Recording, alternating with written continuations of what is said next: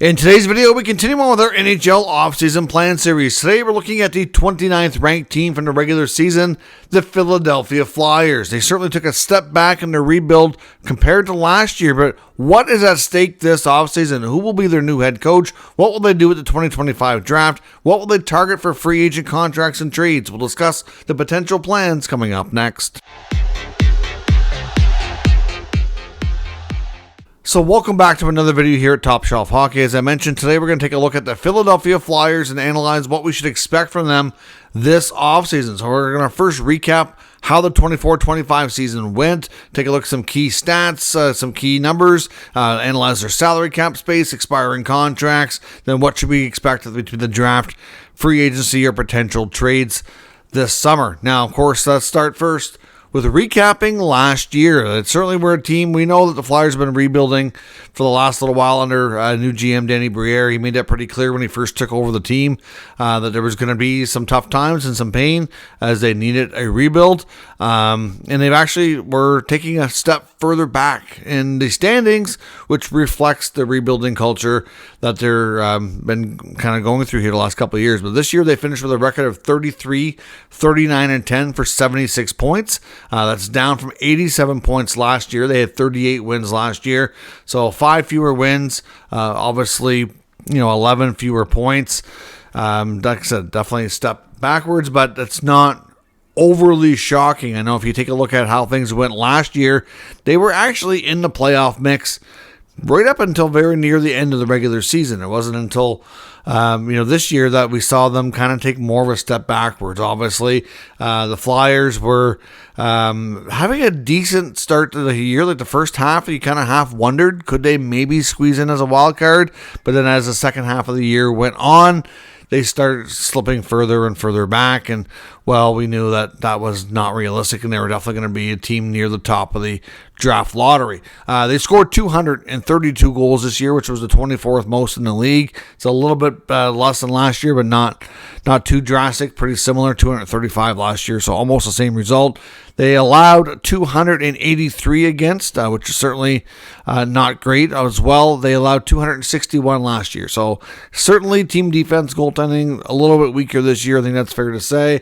The power play this year was extremely low and not successful, 15%, when you had a whole whack of the league well over 20, 30th best in the league, and the PK was at 77.6%, 20th best. That was okay, slightly below average, but not by a whole heck of a lot. Of course, in goaltending, none of the goalies really had any serious level of success. Sammy Ersson had the bulk of the workload. Definitely the best goalie they have within the three that played this year, with a record of 22, 17, and 5, 3.14 goals against average, and an 883 save percentage. Nothing real exciting about those numbers, but I think Ersson probably has the most potential. Ivan Fedotov, who was a little bit more sparingly used and had long stretches where he didn't play, only had 6 wins all year, 6-13 and 4, with a 3.15 and an 8.80. So goals against and save percentage pretty much identical to Ersson, really. We also saw Alexei Kolosov get a few starts in there, and the numbers again not much different. It's slightly worse than the other two. So certainly not an area of strength for the Philadelphia Flyers. As we all know and discussed clearly, since the Flyers lost Carter Hart, certainly the goaltending position took a major hit. And I wonder if it wasn't really an area of focus for them prior to that, because they thought they had their goalie of the future as a young goalie having success. Well, certainly, things that happen off the ice have changed the story drastically in that situation, which has really put the Philadelphia Flyers here in a terrible spot. But Sammy Ersson did his best. I think he has potential, but he's going to need some more NHL caliber, I think, veteran help, which we'll discuss a little bit later into the video. Leading scorer was Travis Konechny, who had inked a big extension with the team, 76 points. Goal totals were definitely down a bit this year, but point totals were not too bad. Matvei Michkov, one of the star rookies of the NHL, of course, with his first full season, put up 63 points, which is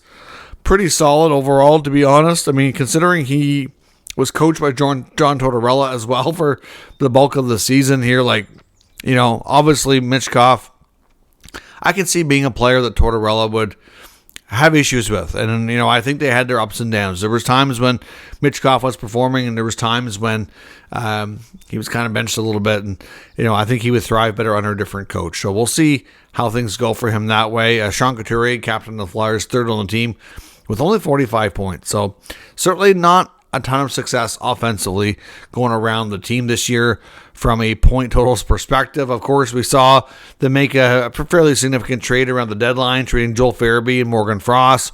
They picked up Andrei Kuzmenko, then they flipped him to LA, and he's having tremendous success there. When Kuzmenko first landed in Philly, it was another player like Michkov. I was like, well, you know what? I don't think he's going to mesh well with Tortorella.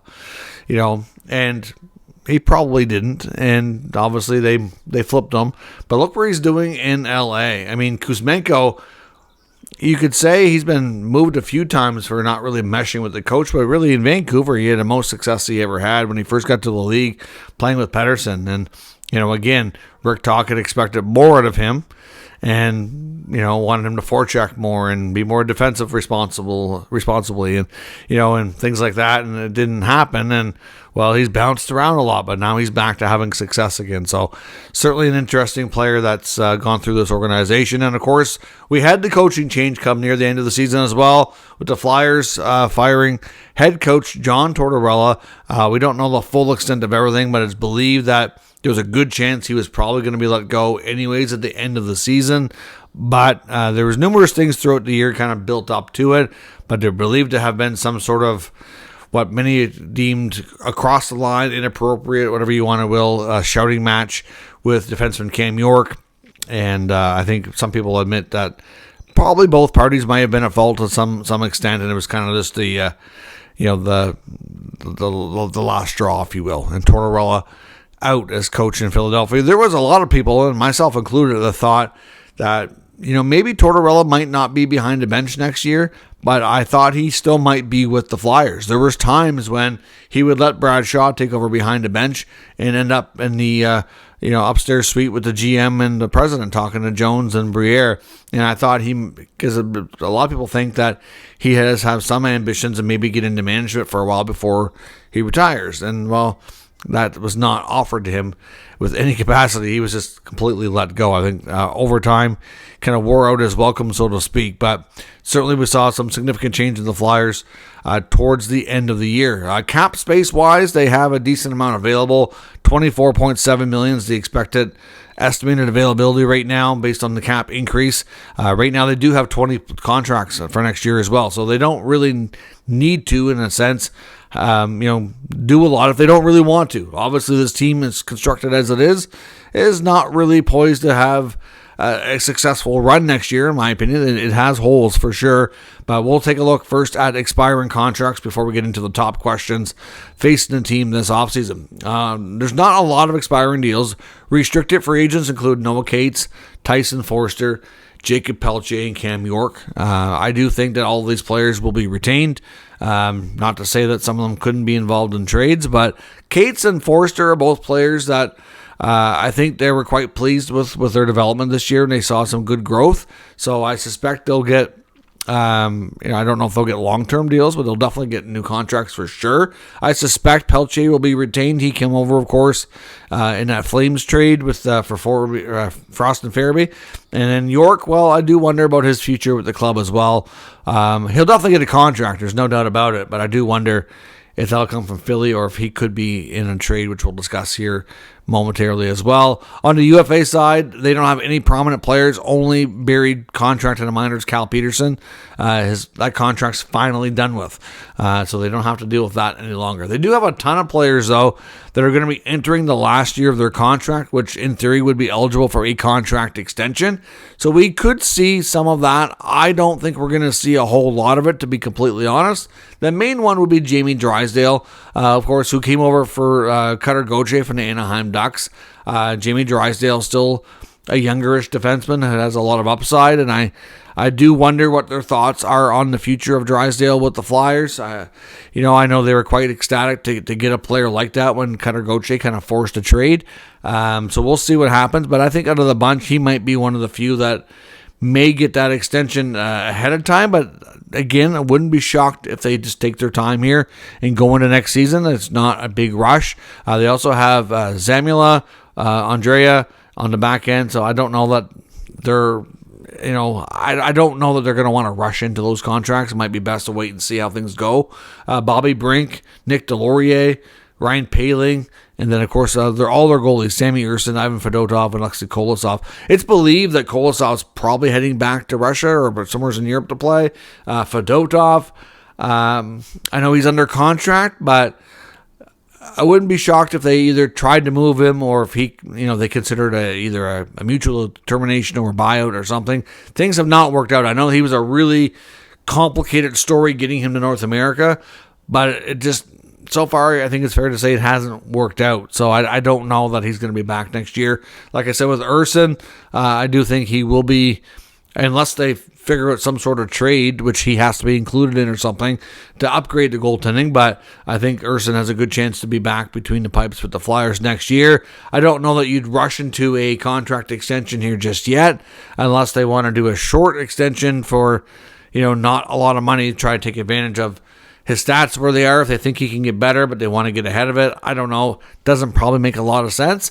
So if anything, I think maybe Drysdale might be one of the few players you see an extension on after July 1 when they're eligible. Otherwise, like you say, you're going to probably see them sign a few of their RFAs for internal business, and that's about it. And when you get those guys signed, you've got a full roster for next year already.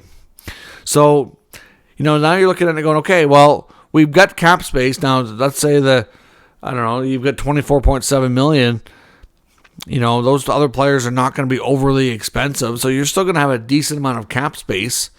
And then the question becomes, what do you do with it? How quickly do you try to accelerate this rebuild and whatnot? So that's what we're going to look at next is, what are the top questions really facing this franchise? What are the expectations for the offseason? Well, first up, we need a new head coach. That's probably going to be most likely the first thing to come amongst all these situations. We could see some RFA signings pretty much any time. Hard to say when teams are in off-season mode like the Flyers when they don't make the playoffs. Sometimes you start seeing internal business done early, but there's really no rush. It could be into June or even May, before we see much. But a few contracts, I'm sure they're not too concerned about it. But the coach is probably a higher priority right now. Lots of speculation about former Flyer Rick Tocchet being linked to the team. Of course, he's still technically with the Vancouver Canucks. The Canucks have a team option on his contract for next year, which they said they will not exercise. So in theory, he's a free agent. But, I guess his contract probably wouldn't be officially expired just yet, because contracts usually run till June 30th. That's why July 1st is free agency day, of course. So they may not be done that way unless they, agree to release him early. But Rick Tocchet, of course, has a contract offer from the Canucks that he's supposed to be mulling over to decide, and there could still be a little bit of back and forth negotiation there to determine if he's going to stay. But he has been linked to the Flyers. As soon as Tortorella was let go, a lot of reporters were mentioning his name with the connections to the organization, wondering, and all. Of course, not only that, but the connection that, he may not be thrilled to stay in Vancouver. There's a lot of people wondering, does he want to stay in Vancouver? Or does he want to sign a new contract and, try to remain coaching there for, 3 to 5 years? Because he believes that team can, get into the playoffs consistently and have a chance to contend.